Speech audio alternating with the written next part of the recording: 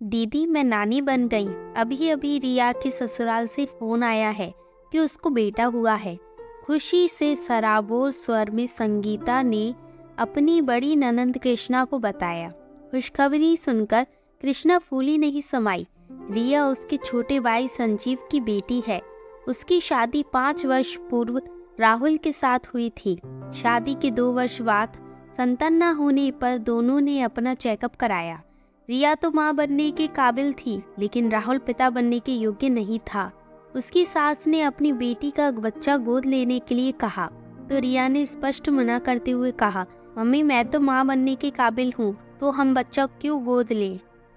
मैंने और राहुल ने निर्णय किया है कि हम आर्टिफिशियल इंसेमिनेशन द्वारा माता पिता बनने का सुख और गौरव हासिल करेंगे। रिया की यह बात सुनकर कृष्णा अवाक रह गई थी।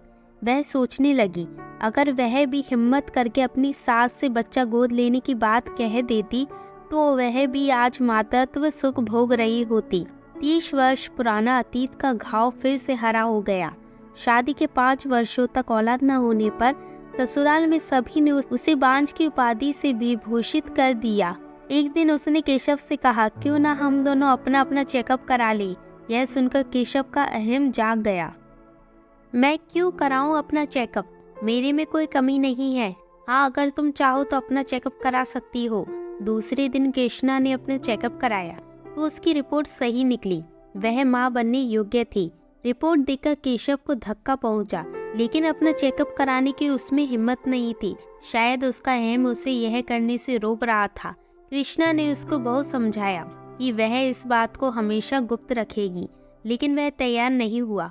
इस बीच सास ने केशव की दूसरी शादी का ऐलान कर दिया तो वह बुरी तरह झटपटा गई। केशव को प्यार से समझाते हुए बोली, केशव इस शादी को रोको, यह मेरे साथ सरासर अन्याय है। मैं सब कुछ सहन कर सकती हूँ, लेकिन मेरा पति किसी और का हो जाए, मैं यह सहन नहीं कर सकती। हम लोग बच्चा गोद लेकर माता पिता बनने का सुख हासिल कर लेंगे, लेकिन माँ इसके लिए कभी तैयार नहीं होंगी। वह अपना वंश चलाने के लिए किसी दूसरी की औलाद बर्दाश्त नहीं कर सकती। केशव ने बहुत ही सहज भाव से कहा तो वह तिलमिला गई। यह जरूरी तो नहीं कि दूसरी पत्नी से तुम्हें औलाद हो ही जाए कृष्णा, शायद कोई चमत्कार हो जाए। दूसरी तीसरी चौथी शादी करके तुम चमत्कार का इंतजार ही करते रहना।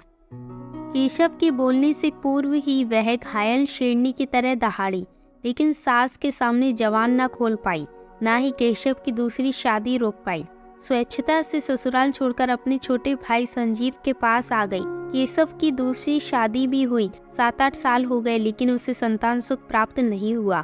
कई बार तो उसकी इच्छा हुई जाकर वह केशव से पूछे, लेकिन ऐसे कायर पुरुष से मिलने का उसका मन ही नहीं हुआ, जिसने अपने अहम की खातिर उसे मातृत्व सुख से वंचित कर दिया। खुद अपने ऊपर भी क्रोध आया। क्यों नहीं बांझ कहने वाले समाज को अपनी मां बनने की योग्यता का प्रमाण पत्र दिखाकर उसको तमाचा सा जवाब दिया। दीदी चलो तैयार हो जाओ, बाजार से बच्चे के लिए कपड़े खिलौने वगैरह ले आए, कल ही चलना है रिया के ससुराल। जब संगीता ने कहा तो वह अतीत से वर्तमान में लौट आई। हाँ, अभी तैयार होकर आती हूँ, कहकर कृष्णा उठ गई। वॉश बेसिन में मुंह धोते हुए शीशे में खुद को देखकर सोचने लगी। अपने कोमल मन पर समाज के तानों का जिंदगी भर दर्द सहती रही। काश रिया की तरह तमाचा सा जवाब दिया होता तो आज उसकी जिंदगी के मायने ही दूसरे होते।